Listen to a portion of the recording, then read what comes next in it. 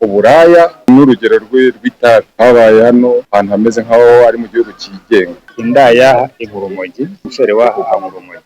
Aba ni bamwe mu batuye mu mudugudu wa Gasogoro mu mujyi wa Kayonza rwagati, umurenge wa Mukarange mu karere ka Kayonza, bavuga ko umutekano wabo ugeramiwe bitewe n'abasore n'indaya baba bahaze itabi ry'urumogi, ngo bakunze kurinywera mu bikari by'amazu ahari ahazwi nko muri So ndetse no munsi y'ibiti bya avoka bihari. Bavuga ko muri aka gace bita Irimbukiro ngo kwanyura nimugoroba ntibishoboka kuko iyo utishwe wambarwa ibyo ufite ugakubitwa ugahindurwa intere. Uburaya nicyo kintu gikurura ibyo ngibyo, n'urugero rw'itabi habaye hano ahantu hameze nk'aho ari mu gihugu cyigenga, ariko ugiye kwitegereza baba barimo bapfa, baba bari babandi ahanini nk'indaya zikunda kugira gute gucumbikira nk'ibyo bisambo, abo banywa ibiryo tabi, ugasanga ahanini umuntu anywa itabi nta kontrol afite y'ubwonko, nta kontrol afite yo kumva ko agomba kubaha ikintu cya mugenzi we. Umutekano dufite mukeya ni urumogi hano. Indaya igura urumogi, umusore waho ukanywa urumogi. Hano mu Gasogoro tugizwe imiryango irenze imiryango 4, ifite imiryango mu gikari idafite umubare wayo, ariko ibamo abagabo cyangwa abasore bagizwe n'ibiyobyabwenge gusa. Usanga hano mu masaa 8 saa 9 mu rukera abantu bacaho nk'ejo bundi ari umuntu ararugo baramufashe baramuniga mu telefone bitewe na umutekano nyine ubuhari.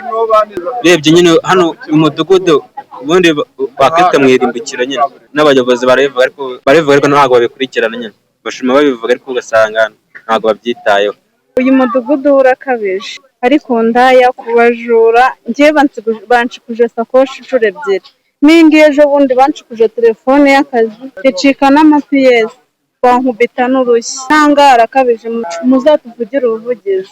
Aba baturage bo mu mudugudu wa Gasogoro mu karere ka Kayonza barasaba inzego z'umutekano ko bafashwa maze umutekano wabo ukagaruka binyuze mu kwirukana indaya nabo banywa ibitabi ry'urumogi bawuhungabanya ijoro n'amanywa. Yewe nasabaga umutekano yaba RIB cyangwa polisi yadufasha ikadufasha ku isaha ya saa 12 za mu gitondo, ikongera ikadufasha ku isaha ya saa 12 za nimugoroba, ikongera ikadufasha ku isaha ya saa 4:30 za nijoro. Nubwo babasha kuba leta igerageza mu kwishobora mu kubungabunga umutekano, ariko burya kubungabunga umutekano w'umuntu utekereza nawe utekereza, leta iragorerwa. Umuvugizi wa polisi y'u Rwanda mu ntara y'Uburasirazuba SSP Twizeyimana Hamdun ashima uruhare rw'abaturage mu gutunga agatoki ahakorerwa ibyaha, abizeza ko ku bufatanye bw'inzego z'ibanze bagiye gushaka amakuru yimbitse y'ibyaha byose bikorerwa mu mudugudu wa Gasogoro ahazwi nko muri So cyangwa mu Irimbukiro kugira ngo ababirimo babiryozwe.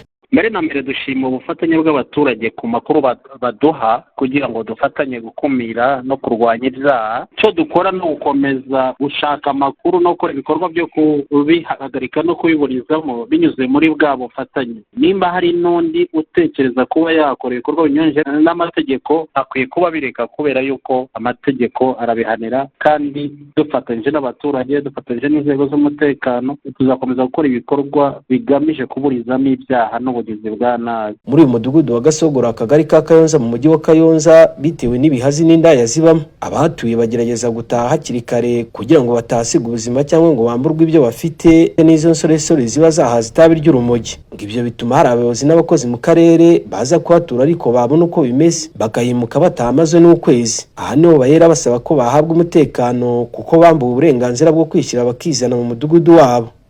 Jamari Habarurema, Isango Star mu karere ka Kayonza mu ntara y'Uburasirazuba.